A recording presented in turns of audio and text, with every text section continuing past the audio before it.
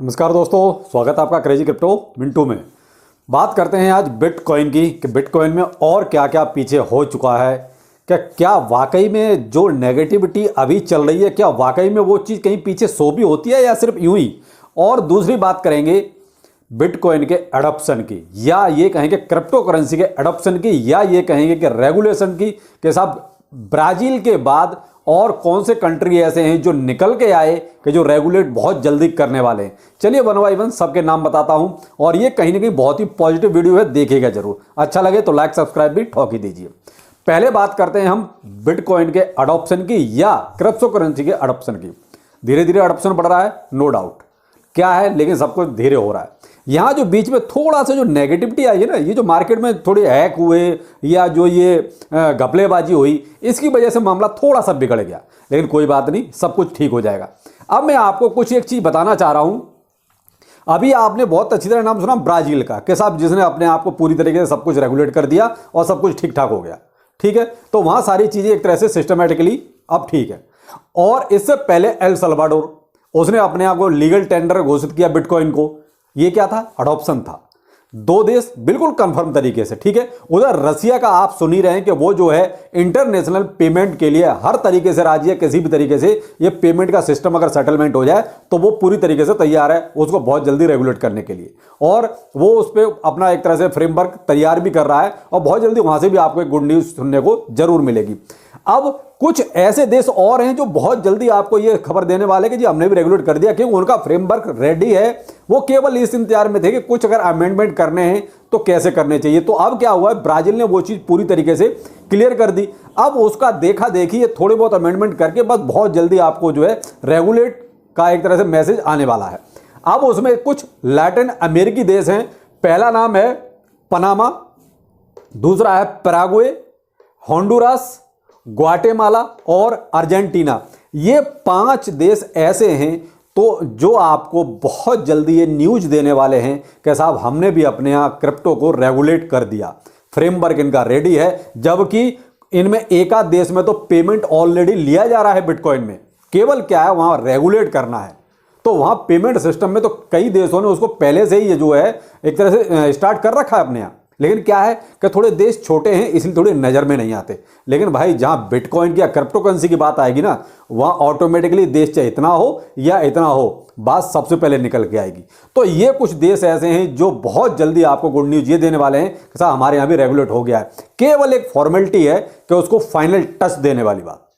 तो final touch जैसे ही इनको मिल जाता है तो आपके लिए गुड न्यूज ये भी हो गई कि साहब देखिए धीरे धीरे अडॉप्शन बढ़ रहा है। जो लोग ये कहते हैं ना क्रिप्टो करेंसी खत्म या हम अपने आप बैन कर देंगे, कुछ ऐसे अब वो कहते हैं, क्या कहूँ यार, बेवकूफ़ी कहूँगा, कुछ अमेरिका में भी अब कहने लगे कि साहब हम इसको यहाँ बैन करने वाले कि वहाँ बैन। अरे भाई क्यों खामखा ये बेमतलब अपनी भद्द पिटाओ के, जैसे अपने आरबीआई गवर्नर साहब जो है बयान देकर फंस जाते हैं, वैसे ही कुछ जो है अब अमेरिका में भी ऐसे लोग निकल के आ गए, कुछ राजनेता जो ये कहते हैं साहब हम अपने बैन करेंगे। साहब हो ही नहीं सकता, अब तो ये चीज़ पॉसिबिलिटी ही नहीं है। अमेरिका तो कहते हैं घुटनों के बल चल के इसको रेगुलेट करेगा। ये हालत हो जाएगी। क्यों? जब और कंट्रियों में यार रेगुलेट होने लगा, सब कुछ पेमेंट सिस्टम में शामिल हो गया, फिएट करेंसी तक बना दिया, तो आप बताइए आप कैसे नहीं रेगुलेट करेंगे? पॉसिबिलिटी नहीं है कि साहब बैन हो जाए या खत्म हो जाए, कोई मतलब नहीं है। अब एक डाटा और वैसा ही देता हूं जहां आपको ये लगेगा कि खत्म कैसे हो जाएगा, पॉसिबिलिटी ही नहीं है। ये वो इंस्टीट्यूशंस हैं, इंस्टीट्यूशन बहुत बड़ी बड़ी संस्थाएं, हम जैसे पर्सनल लोग नहीं, इंस्टीट्यूशन यानी बड़ी बड़ी संस्थाएं। उन्होंने क्रिप्टो करेंसी का अडॉप्शन कब और कितना किया वो बताता हूं। 2017 में ऐसे संस्था कुल 12 थी जिन्होंने बिटकॉइन को एक तरह से अडॉप्ट किया था पूरी तरीके से। और ये बड़ी बड़ी संस्थाओं की गिनती बात कर रहा हूं, जो छोटी मोटी होती है उनकी नहीं कर रहा हूं। 2018 में आते आते जो 3400 अप्रॉक्स 80 हो गई थी, 3480 संस्थाओं ने बिटकॉइन का या क्रिप्टो करेंसी का अडॉप्शन किया, यानी कि उनकी एक तरह से होल्डिंग की। 2019 4411, 2020 2,82,743। देख लीजिए कितना बड़ा पंप आया, कितना बड़ा उछाल आया। यानी 2019 में केवल 4000 के आसपास था, वही जाके 2020 में लगभग 2.25 लाख से भी ज्यादा हो गया। यानी इतनी संस्थाएं एक साथ क्रिप्टो करेंसी मार्केट में कूद पड़ी। 2021 में 6,34,451 संस्थाओं ने क्रिप्टो करेंसी का अडॉप्शन किया, मतलब उसको यूज किया, अपने पास होल्ड किया, ये इतनी संस्थाएं। 2022 में जरूर थोड़ा सा आंकड़ा कम हुआ, लेकिन ये कहो कि बहुत ज्यादा कम हो गया, ऐसा भी नहीं है। 5,72,317। अब इतने लोग यार, जो कहते बहुत बड़ी बड़ी संस्थाओं की बात कर रहा हूं मैं, इंस्टीट्यूशन का मतलब कोई पर्सनल एक इंसान नहीं, बहुत बड़ी संस्थाएं, जैसे आप बैंक टाइप के, आप ये मान लीजिए जैसे बैंक हुए या अपने क्रिप्टो लैंडर टाइप के हुए, उस टाइप की संस्थाओं की बात कर रहा हूं जिन्होंने इतनी बड़ी मात्रा में क्रिप्टो करेंसी की होल्डिंग की। तो अब आप क्या सोचते हो, ये 5 लाख या 6 लाख लोग हैं, क्या इतनी आसानी से कोई चीज खत्म हो जाने देंगे?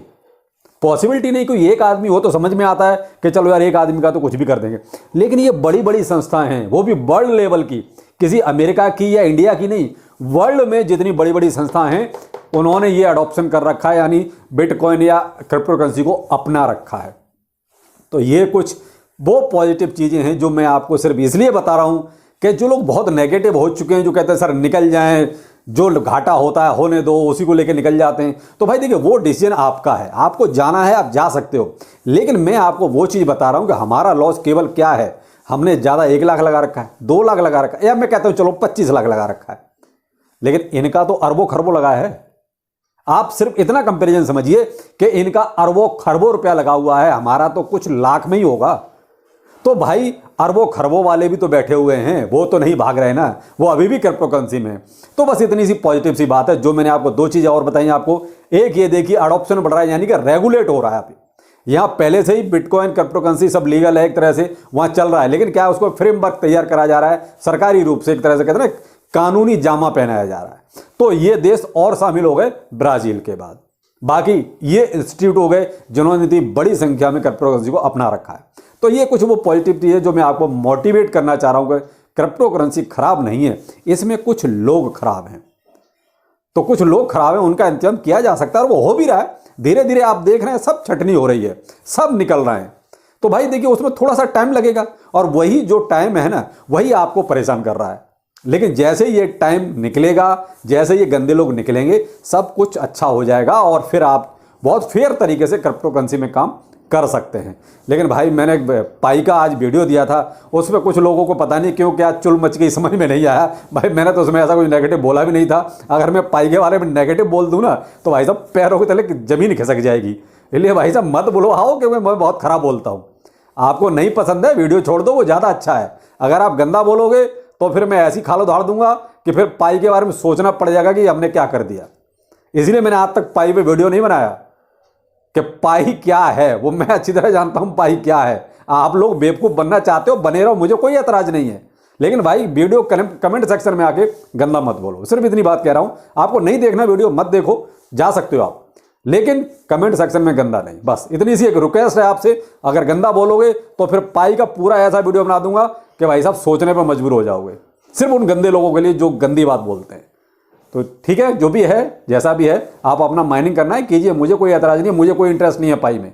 आपको है रखिए आप, नो प्रॉब्लम। तो चलिए फिर मिलते हैं, नमस्कार।